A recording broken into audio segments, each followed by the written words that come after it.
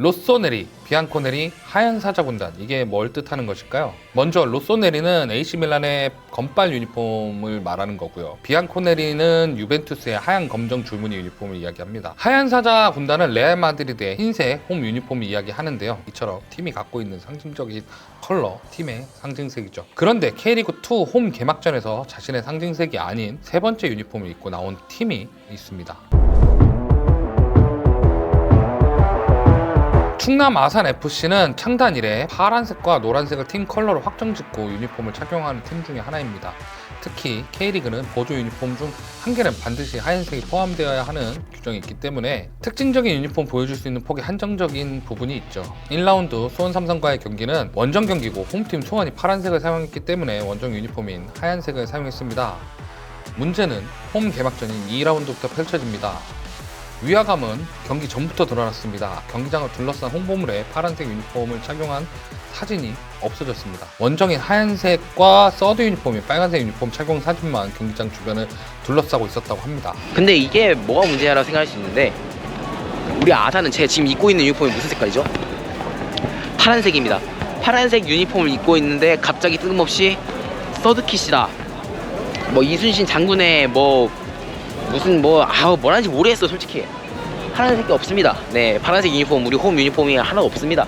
홈 개막 경기를 파란색이 아닌 빨간색으로 소화할 수 있는 부분이 그럴 수 있다라고요. 맞습니다. 상대팀의 조합상 아무리 조합해도 색 대비가 일어나지 않는다면 따로 서드를 만드는 경우는 충분히 존재합니다. 대구가 홈 하늘색, 원정 남색을 쓰던 시절 보라색이나 파란색을 쓰는 팀들이 색 대비가 원활하지 않자 급하게 흰색 서드를 만든 적이 있습니다. 문제는 충남 아산의 2라운드 상대가 빨간색 홈 유니폼, 하얀색 원정의 부천FC였다는 점이겠죠. 원래대로라면 부천도 홈 유니폼을 입고 경기를 해도 되는 상황에 충남 아산이 빨간색을 입으면서 부천도 원정 유니폼을 착용하고 경기를 뛰었습니다. 그냥 파란색 유니폼을 입고 상대도 빨간색 유니폼을 입었어도 진행될 수 있는 경기였다는 거죠. 결국 서포터즈들은 분노했습니다. 이 일에 대해서 구단 사무국은 이순신 축제의 가치를 더욱 알리기 위해서 빨간색 유니폼을 제작한 것이 맞으며 4월까지 홈경기에 있기 위해서 만든 것이라고 해명을 했지만 사태는 진정되지 않았습니다. 충남 아산 팬들은 정치적 의도가 있지 않았나라는 의심을 갖고 있습니다. 하필이면 개막 전에 현직 충남도지사와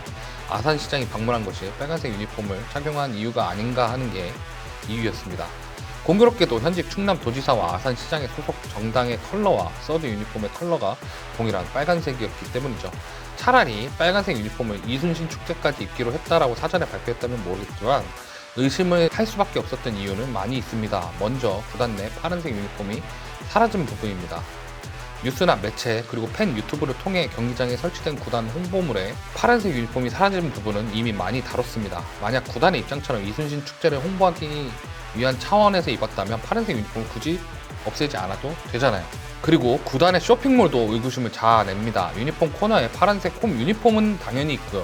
그런데 빨간색 유니폼도 홈 유니폼이라고 등록이 되어 있습니다. 다시 돌아와서 유니폼 발표를 보면 빨간색 유니폼은 서드, 즉 세 번째 유니폼인데요. 홈페이지에서는 홈 유니폼이라고 등록이 되어 있는 거죠. 공교롭게도 파란색을 쓰지 않으려면 언제든 안 쓸 수 있는 판이 짜여져 있는 것으로 보여질 수밖에 없는 상황이 되어버린 겁니다.